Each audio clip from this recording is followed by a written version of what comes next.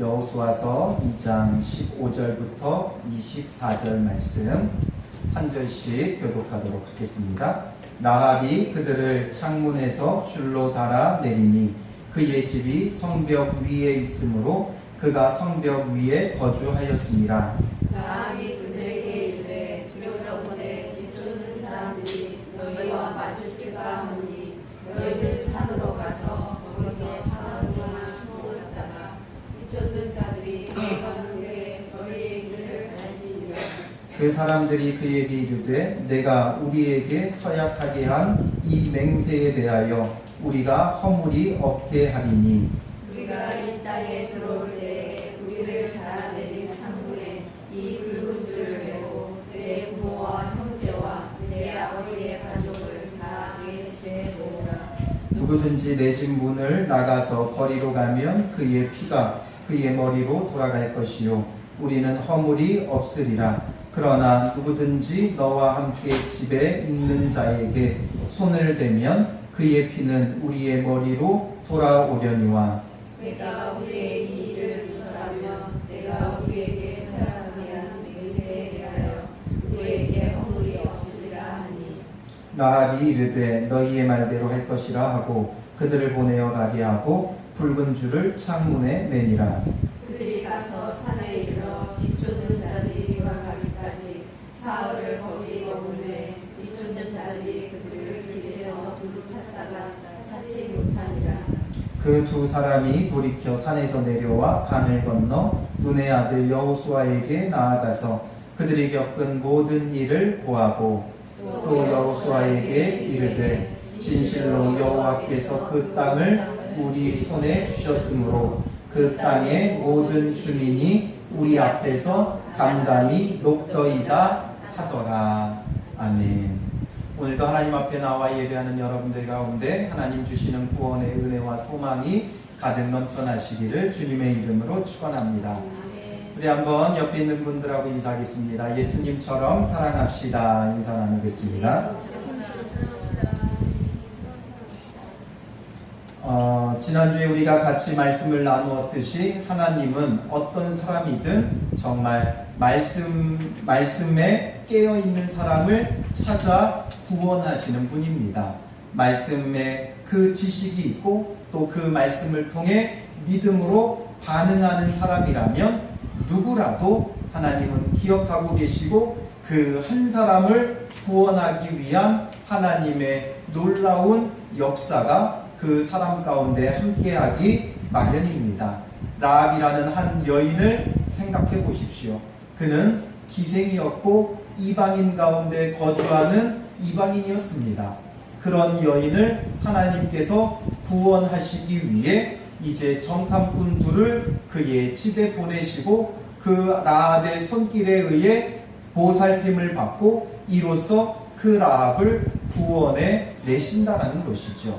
말씀에 실력이 있기 때문에 그 라합이라는 여인이 기생이고 미천한 여인이고 이름도 없고 빚도 없이 살아갈 수밖에 없는 여인이었으나 그 여인 안에는 말씀 실력이 있었다라는 것이죠. 진짜 말씀 실력은 말씀 듣고 하나님을 고백하는 것이죠. 믿음으로 주님을 고백하는 겁니다. 이 라합의 입장에서는 이방인이 섬기는 신이 하나님이었습니다. 그러나 그 하나님에 대한 소문이 들려오고 어떤 소문을 들었습니까? 애굽에서 나올 때에 여호와께서 홍해 물을 마르게 하신 것과 또한 요단 저쪽에 있는 아모리 사람의 두 왕 시온과 옥에게 행한 일을 전해 들었다라는 것이죠. 그것을 듣고 그 여인이 깨닫고 그 여인이 고백한 게 무엇이었습니까? 2장 11절 말씀 같이 읽겠습니다. 우리가 듣자 곧 마음이 녹았고 너희로 말미암아 사람이 정신을 잃었나니 너희의 하나님 여호와는 위로는 하늘에서도 아래로는 땅에서도 하나님이시니라. 아멘. 하늘에서도 위로는 하늘에서도 또 아래로는 땅에서도 하나님이시다. 상천하지의 하나님, 이 모든 우주 만물을 다스리는 분은 하나님이시다라는 고백을 하는 겁니다. 당시 세계의 패권을 쥐고 있는 애굽이 섬기는 신이 아닙니다. 거대한 나라가 섬기는 신이 하나님이 아니라 정말 종살이하던 이스라엘의 하나님을, 온 천지를 주관하고 다스리시는 하나님으로 고백할 수 있는 바로 이 라합이 진정 말씀에 실력이 있는 사람이다라는 것이죠. 하나님을 섬기는 아브라함의 후손들도 수시로 하나님을 원망하고 불평하고 그 앞에 불순종했는데, 이 미천한 기생한 여인이 그 소문을 듣고 상천하지에 하나님을 고백하는 믿음을 갖고 있으니 하나님께서 이 여인을 기억하신다라는 것이죠. 우리가 세상적으로 잘 나가든 못 나가든 상관이 없습니다. 세상적으로 우리가 이름이 있든 없든 상관이 없습니다. 세상적으로 많이 배웠든 못 배웠든 상관이 없습니다. 그것이 말씀 실력과 비례하는 게 아니다라는 것이죠. 심지어는 제자 훈련을 하고 성경 대학을 하고 또 신학을 공부한다 할지라도 그것과 말씀 실력과는 전혀 상관없다라는 것이죠. 진짜 말씀 실력은 말씀 듣고 그 주님을, 여호와를, 하나님을 고백할 수 있는 자가 정말 말씀에 실력이 있는 자다라는 것이죠. 지식적으로 아무리 많이 알아도 믿음으로 고백하는 것과는 완전히 다르다라는 것이죠. 그런데 이 여인, 기생인 라합이, 미천한 여인이 이런 말씀의 실력을 갖고 있으니까 하나님은 그 여인을 기억하는 겁니다. 이런 말씀에 실력이 있는 사람이 어떤 사람입니까? 고린도 후서 6장 9절 10절 같이 읽겠습니다. 무명한 자 같으나 유명한 자여, 죽은 자 같으나 보라 우리가 살아있고, 징계를 받는 자 같으나 죽임을 당하지 아니하고, 근심하는 자 같으나 항상 기뻐하고, 가난한 자 같으나 많은 사람을 부요하게 하고, 아무것도 없는 것 같으나 모든 것을 가진 자보다. 말씀에 실력이 있는 사람은 어찌 보면 세상적으로는 무명한 자일 수는 있습니다. 그러나 하나님 앞에 어떤 자입니까? 유명한 자다라는 것이죠. 세상적으로 아무리 유명하면 무엇합니까? 하나님 앞에 무명한 자가 되어진다면 우리의 죽음 이후에 영원한 그 삶 가운데 어떻게 살아가게 되겠느냐라는 것이죠. 우리가 말씀에 실력이 있다면 비록 우리가 죽은 자 같아 보일 수는 있으나 주님 앞에서는 살아있는 자입니다. 징계를 받는 자 같을 수 있으나 결코 죽임당하지 않는다라는 것이죠. 그러니 말씀에 실력을 가지고 있는 것이 너무나 중요한 겁니다.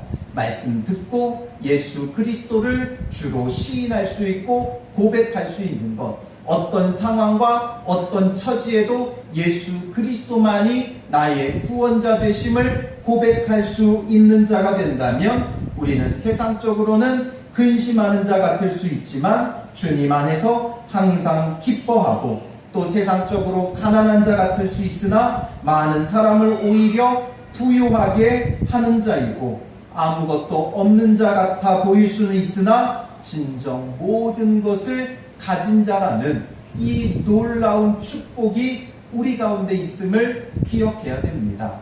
그래서 하나님은 이 라합을 기억하고 계셨고, 라합을 구원하기 위하여 정탐꾼을 하필 그의 집으로 들어가게끔 인도하셨고, 또 그것이 이 여리고 왕에게 발각이 될 수 있게 하셔서 이 라합의 손길에 의해 보살핌을 받고 구원을 받게 하시는 것은 이 정탐꾼을 구원하려 하심이 아니라 라합을 구원하려 하시는 하나님의 놀라운 손길이 그 가운데 있음을 우리는 반드시 기억해야 하는 겁니다.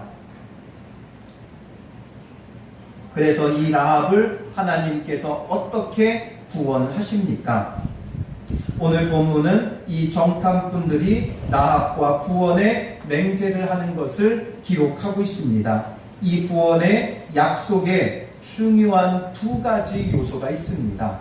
무엇이라고 약조했고 그 약조를 이루기 위해 어떻게 하라고 말했습니까? 17절에 보면 그 사람들이 그에게 이르되 내가 우리에게 서약하게 한 이 맹세에 대하여, 그러니까 구원의 맹세에 대하여 우리가 허물이 없게 하겠다. 그 약속 지키겠다. 구원의 약속 지키겠다라고 하면서 그 구원에 무엇을 줍니까? 구원의 보증물을 주는 겁니다. 18절 말씀 우리 한번 같이 읽겠습니다. 우리가 이 땅에 들어올 때에 우리를 달아내린 창문에 이 붉은 줄을 베고 내 부모와 형제와 내 아버지의 가족을 다 내 집에 모으라. 구원의 약속에는 반드시 보증물이 있어야 됩니다. 그 약속을 반드시 지키겠다 하는 보증물이 있어야만 하는 것이죠. 그래서 그 보증물로 이 여인에게 준 게 무엇입니까? 창문에 이 붉은 줄을 매라라는 것이죠. 창문에 이 붉은 줄을 매어 놓으면 그 집 안에 있는 모든 사람은 우리가 구원하겠다라는 약속을 주는 겁니다. 이것을 생각해 보면 하나님의 구원의 약속에는 항상 반드시 구원의 보증물이 있기 마련입니다. 너희가 구원 받을 것이라는 그 보증물이 존재하는데, 이스라엘 백성이 애굽에서 나올 때 10번째 재앙, 모든 장자를 하나님께서 죽이고자 하실 때 이스라엘 백성은 구원하시기 위해 그들에게 무엇을 행하라고 했습니까? 그들의 문설주와 임방에 어린 양의 피를 발라라라는 것이죠. 그러면 그 집은 넘어갈 것이다. 그 집은 구원받을 것이다 라고 말씀하셨다라는 것이죠. 그래서 문설주의 임방에 발랐던 어린 양의 피가 구원의 보증물이 되었다라는 것이죠. 그것이 있으므로 우리는 구원받을 것을 기약할 수 있었고, 그것이 있으므로 정말 구원의 은혜를 누렸다라는 것이죠. 이처럼 여리고 성이 함락되고 진멸될 때에 창문에 맨 붉은 줄이 보증물이 되어서 그것을 통해 우리가 구원받을 것을 확신할 수 있었고, 또한 그 구원을 은혜로 누릴 수 있었다라는 것이죠. 그 집은 손대지 않겠다라는 약속이 되어 있고, 그 보증물을 따라서 구원이 이루어지는 것을 우리가 볼 수 있습니다. 이런 구원의 보증물로 우리에게 주신 보증물은 무엇입니까? 하나님께서 우리를 태초 전부터 약속하셨고, 우리를 선택하셨고, 우리를 반드시 구원해 내시겠다고 우리에게 주신 보증물은 무엇이냐라는 것이죠. 그게 바로 예수 그리스도입니다. 어린 양의 피, 또 이 집에 달아낸 붉은 줄, 다 결국 무엇을 상징하겠습니까? 구원의 보증물이었고, 그와 같은 역할을 하는 게 실제적으로 우리를 구원하기 위해 구원해 주겠다는 보증물로 주신 것이 예수 그리스도고, 예수 그리스도의 십자가 보혈이다라는 것이죠. 예수님께서 우리를 위하여 십자가에 피 흘려 죽으셨기에 우리의 죄가 그리스도와 함께 십자가에 못 박힌 것이고, 그런즉 이제는 내가 산 것이 아니라 내 안에 그리스도가 살아계심으로 그리스도가 나의 보증물이 되어 예수 그리스도 때문에 내가 구원받을 것을 확신할 수 있고, 또한 예수 그리스도 때문에 구원의 은혜를 누린다라는 것이죠.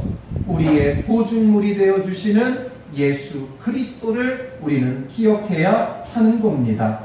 이 라합과 그의 가족에게는 창문에 매놓은 붉은 줄이 그들의 구원의 보증물 역할을 했었고, 또한 출애굽 당시에는 문에 바른 어린 양의 피가 보증물의 역할을 했었고, 이제 오늘 우리에게는 예수 그리스도가 진정 우리의 보증물이 되어 주시는 겁니다.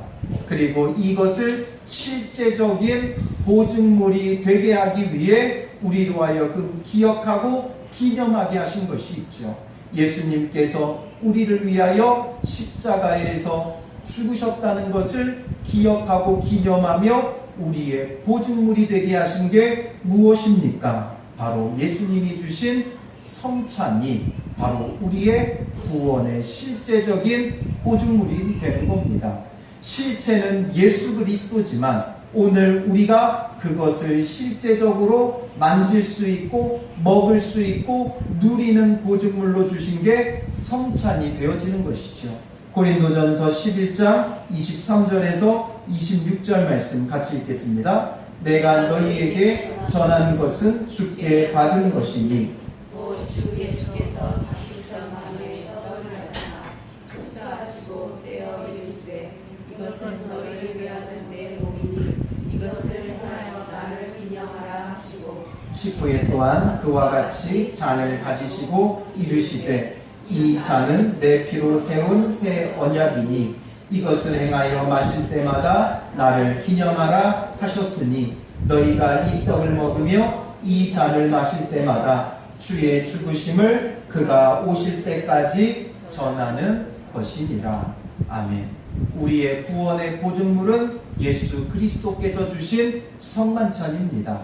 우리가 떡을 받고 잔을 받을 때 그 떡이 우리를 위하여 십자가에서 찢으신 예수 그리스도의 살이고 또한 우리가 받는 그 포도주가 예수 그리스도께서 흘리신 그 보혈을 상징하며 우리로 하여금 우리의 구원자 되시는 예수 그리스도를 기억하고 기념하게 하는 보증물로 이 성만찬을 우리에게 주셨다라는 것이죠. 그래서 초대교회 때는 성도들이 모일 때마다 성만찬을 했습니다. 그리고 우리가 모일 때마다 성만찬을 하는 것이 바로 성경적인 것이죠. 그런데 왜 이 성만찬이 이렇게 오늘날 교회에서 사라져 버렸습니까? 우리 교회는 매월 첫째 주에 하지만 대부분의 교회는 1년에 2차례밖에 하지 않습니다. 부활주의를 기점으로 추수감사절을 기점으로 2번밖에 하지 않는 교회가 대부분이죠. 왜 그럴까를 제가 곰곰이 생각해 볼 때 왜 그런지 정확히 알 수는 없지만 이 성만찬이 시간이 지나면 지날수록 어떻게 됐냐면 복잡해지고 제도화되어져 가니까 이것이 너무나 어려운 게 되었다라는 것이죠.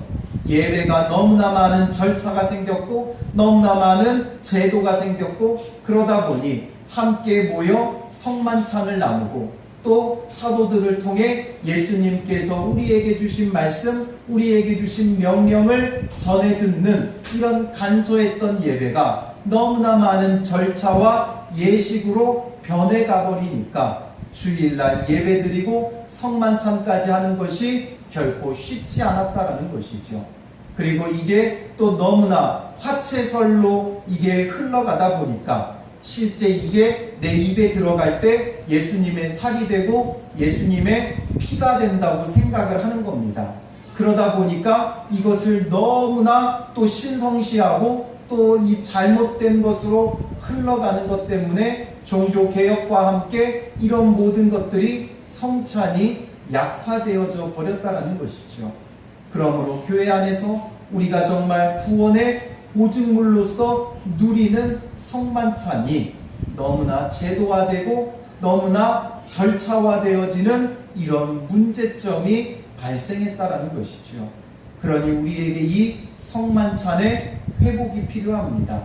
너무나 의식적이고 제도적인 카톨릭처럼 들어가면서 입에 넣어주는 이런 것이 아니라 정말 우리 안에 이 생명이 되어지는 구원의 보증물로서 성만찬이 우리가 모일 때마다 이루어져 가는 것이 더 성경적이지 않겠느냐라는 것이죠. 너무나 필요한 부분입니다. 우리가 모일 때 정말 떡을 받고 잔을 받으며 우리의 구원자 되시는 예수 그리스도를 기억하고 기념하는 그런 것이 오늘 우리의 구원의 보증물로서의 역할을 해야 한다는 것이죠. 은혜의 방편, 하나님이 우리에게 은혜를 주시는 방법은 세 가지입니다. 말씀, 성례, 기도, 이것입니다. 말씀과 성례, 성찬과 세례, 그리고 기도가 하나님께서 우리에게 은혜를 주시는 통로이고 방법이다라는 것이지요. 예배가 아니라, 전도가 아니라, 선교가 아니라, 헌신이 아니라, 봉사가 아니라 하나님이 우리에게 은혜를 부어주시는 통로는 말씀과 성찬과 세례, 그리고 기도다라는 것이지요.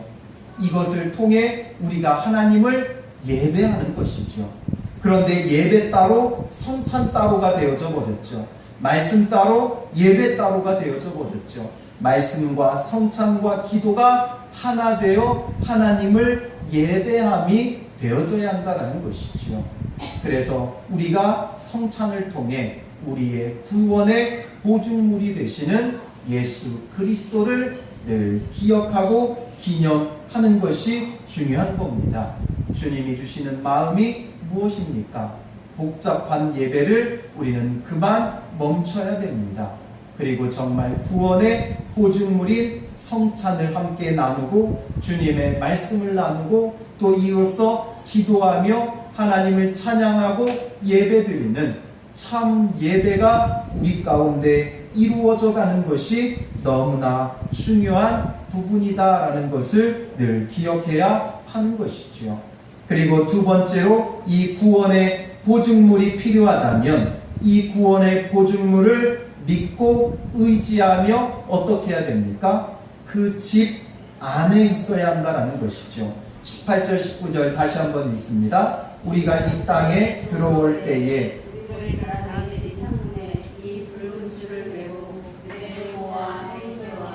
내 아버지의 가족을 다 내 집에 모으라.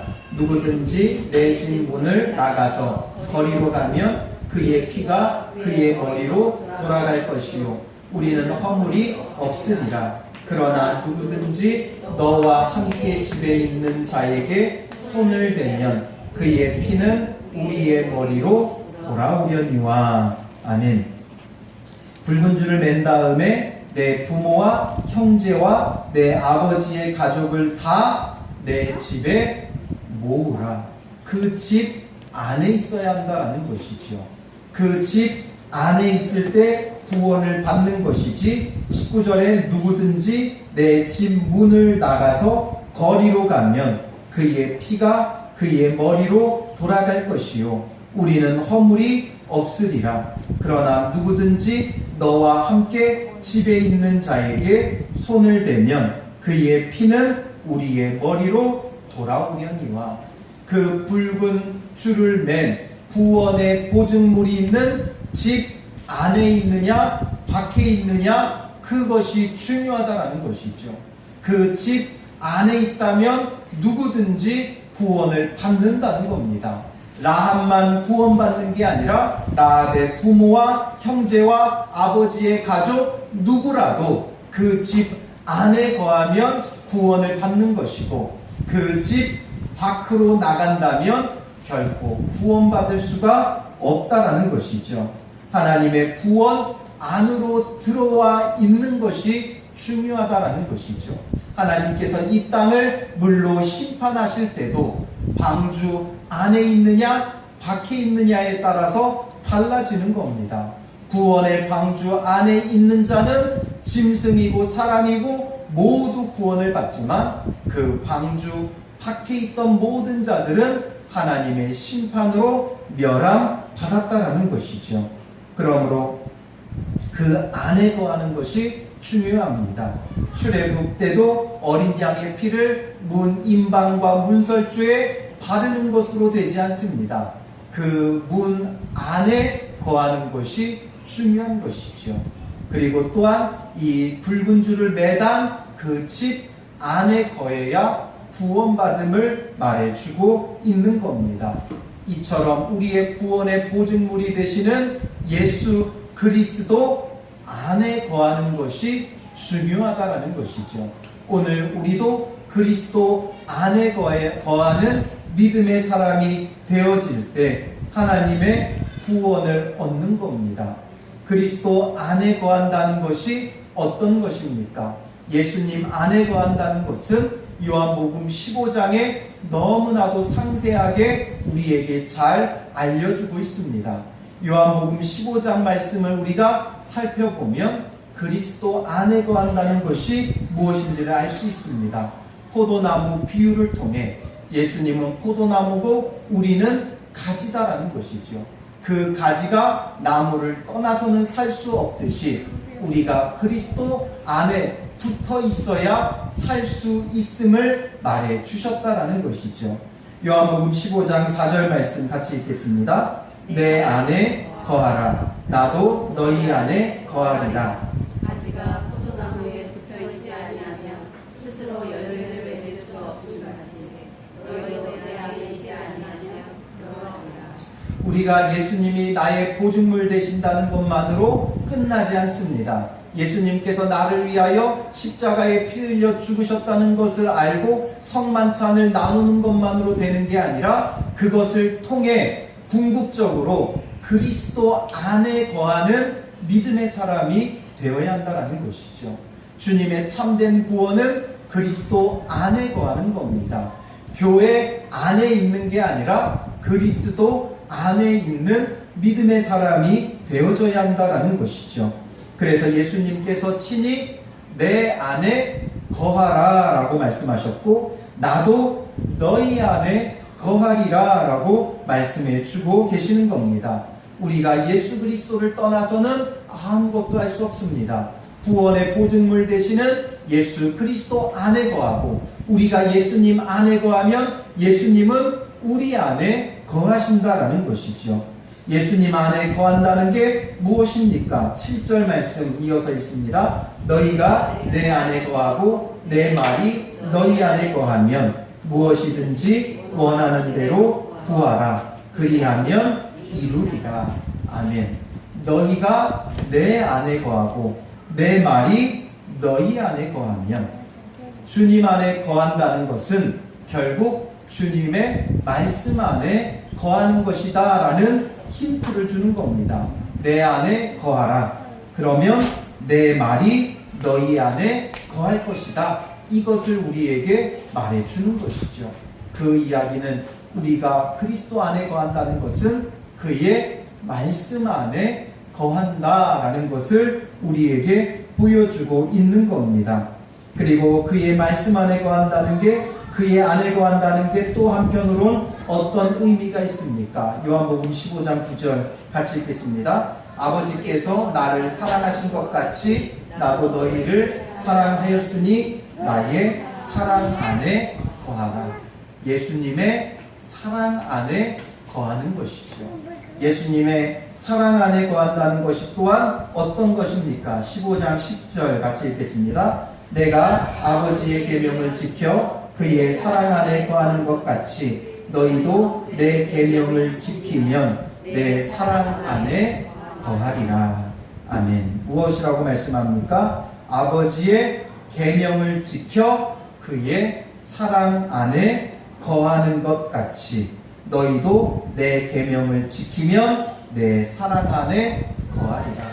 주의 계명, 주의 말씀을 지켜 순종하면 그리스도 안에 거하는 것이다 라는 것을 알려주고 있는 것이죠. 그리고 주님의 말씀, 주님의 계명이 궁극적으로 우리에게 알려주는 것, 요한복음 15장 12절 같이 읽겠습니다. 내 계명은 곧 내가 너희를 사랑한 것 같이 너희도 서로 사랑하라 하는 이것이니라. 아멘.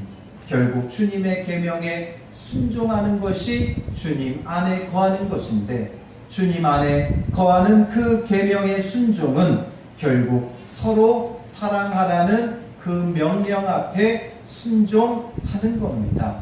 결국 모든 말씀은 예수 그리스도이고 예수 그리스도의 사랑을 우리에게 보여주는 겁니다. 그리고 그로써 우리로 하여금 서로 사랑하는 것, 그게 바로 주님의 명령이고 주님의 계명이고 이에 순종하는 자가 그리스도 안에 거하는 자다라는 것을 우리에게 알려주고 있는 것이죠. 그러므로 오늘 우리에게 필요한 것은 다른 것이 아닙니다. 결국 그리스도 안에 거하기 위해 말씀에 순종하여 서로 사랑하는 것, 예수님처럼 사랑하는 것, 우리 교회의 올해 표어처럼 예수 그리스도께서 우리에게 주신 세 계명, 서로 사랑하라는 그 말씀에 순종하는 자가 예수 그리스도의 사랑 안에 거하는 자, 그러므로 그 구원의 보증물로서 참된 구원의 은혜를 누릴 수 있는 자다라는 것이죠. 그러니 오늘 우리가 어떤 믿음 생활, 어떤 신앙 생활을 하는 것이 중요하겠습니까? 바로 말씀 안에 거하는 예수 그리스도가 나의 구원자 되심을 믿고 말씀 안에 거할 때 참된 구원의 은혜를 누리는 겁니다. 결국 우리가 성만찬을 나누는 것 자체가 예수님이 우리의 구원의 보증물 되심을 믿는 겁니다.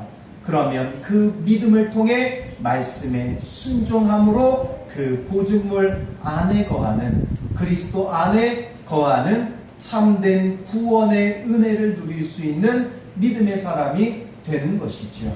그런 자라면 라합처럼 우리가 비천하게 산다 할지라도 무명한 자 같을지라도 주님 앞에 유명한 자요, 세상적으로는 다 죽은 것 같은 인생이라 할지라도 결코 죽지 아니하고 주님 안에서 영생을 누리는 믿음의 사람이 되어진다라는 것이죠.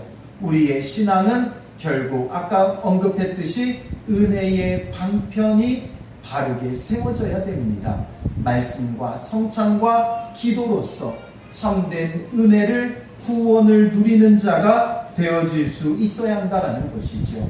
이렇게 말씀 실력 있는 한 사람을 통해 하나님은 그와 그의 가족과 그의 이웃을 함께 구원하시는 겁니다. 노아가 구원의 방주를 만들었을 때 노아만 구원받은 게 아닙니다. 노아와 그의 가족 모두가 그 안에서 살게 되었죠. 아브라함의 조카 롯과 또 그의 가족이 함께 구원받았죠. 또한 오늘 본문에서 라합만 하나님께서 구원하신 게 아니라 내 형제, 내 부모, 내 아비의 가족 모두가 함께 구원받는다라는 것이죠. 말씀 실력 있는 한 사람을 통해 그 주변의 모든 사람을 하나님께서 구원하신다라는 것을 우리는 잊지 말아야 됩니다. 한 사람이 아니라 그 사람을 통해 모두를 함께 구원하시는 주의 놀라운 손길이 있습니다. 그러므로 우리가 그 책임감을 가지고 나와 우리 가족을 함께 구원의 은혜로 이끌어야 하는 것이죠. 나의 구원의 보증물 대신 예수 그리스도와 그 안에 거하는 나로 말미암아 우리의 그 영역 안으로 보증물과 그리스도 안으로 우리 가족을 불러 모아야 됩니다. 교회가 아니라 나의 보증물 되시는 예수 그리스도와 그 그리스도 안으로 불러 모으는 자가 되어야 한다라는 것이죠. 바울과 실라가 옥에 갇혔을 때 그가 한밤중에 기도하고 찬양합니다. 그때 옥문이 열리고 이를 두려워하는 간수에게 바울이 무엇이라고 말했습니까?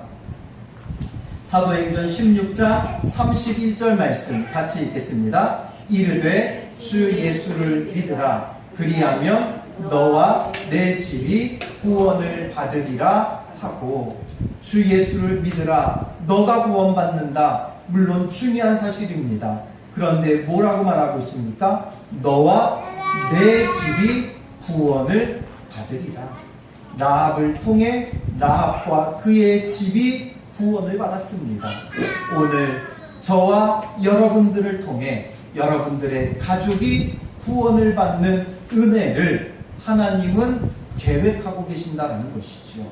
믿음의 한 사람 라합, 말씀에 실력이 있었던 그 라합, 세상적으로는 보잘것없었지만 진짜 하나님을 고백할 수 있는 라합을 통해 그의 가족이 구원을 받고, 또 이 라합은 예수 그리스도의 족보에 들어가는 놀라운 축복의 사람이 되는 것처럼 오늘 저와 여러분들이 참된 말씀의 실력을 갖고 모든 성경이 예수 그리스도에 관한 것임을 깨닫고 그 말씀 앞에 순종하며 사랑하며 섬기는 믿음의 사람이 되어질 때, 그때 우리가 그리스도 안에 거할 때 우리를 통해 우리의 모든 가족이 그리스도 안에서 구원을 받을 수 있는 겁니다.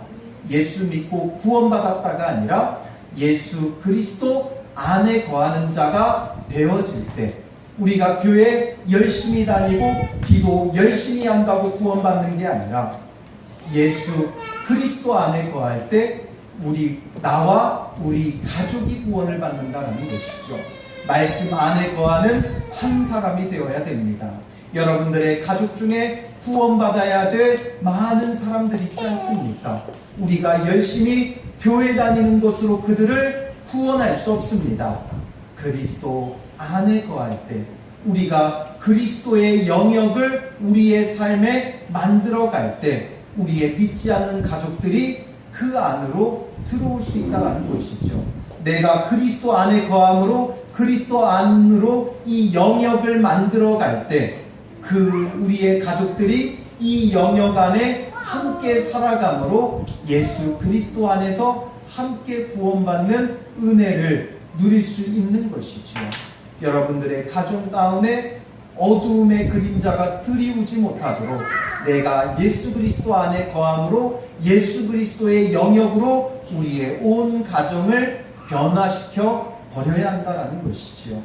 그런 믿음의 사람이 라합이었고, 이 라합을 통해 우리로 하여금 깨닫게 하시는 것은 바로 여러분 한 사람 한 사람이 그리스도 안에 거함으로 여러분들의 가정을 구원할 수 있는 믿음의 사람이 되기 원하시는 주님의 그 마음을 우리가 깨달아야 한다는 것이죠. 그리고 그 말씀 앞에 반응하여 구원의 보증물 대신 예수 그리스도를 성만찬을 통해 늘 기억하고 기념하며 그 말씀에 순종하여 서로 사랑하기를 힘쓰며 그의 사랑 안에 거하는 참 구원의 사람, 또한 나와 내 집을 구원할 수 있는 믿음의 사람들이 되시기를 주님의 이름으로 축원합니다. 기도하겠습니다. 살아계신 아버지 하나님, 기생 라합이라 할지라도 그 안에 하나님에 대한 말씀을 듣고 상천하지의 하나님을 고백하는 그 믿음을 하나님께서 기뻐하셔서 그와 그의 가정을 구원하시는 주님이신 것을 말씀을 통해 봅니다. 이 여인과 그 가정을 구원하기 위해 구원의 보증물과 함께 그 집 안에 거하게 하셨던 것 같이 오늘 우리도 우리의 구원의 보증물 대신 예수 그리스도를 성만찬을 통해 늘 기억하고 기념하게 하시고 이를 믿고 의지하여 예수 그리스도 안에 거하기를 힘쓰는 자 되게 하여 주시옵소서. 예수님 안에 거한다는 것이 어떤 것인지 참되게 깨닫게 하여 주시고 우리가 예수 그리스도 안에 거할 때 그의 사랑 안에 거할 때 그의 말씀에 순종하며 그 안에 거하는 자가 되어질 때 우리 안에 그리스도의 영역이 생겨나게 하시고 이로써 나와 내 집이 구원받는 은혜의 축복을 누리게 하여 주시옵소서. 믿지 않는 가족들 너무나도 많이 있습니다. 저들의 영혼 구원할 수 있는 라합과 같은 믿음의 사람들로 세워질 수 있도록 주님 축복하여 주시옵소서.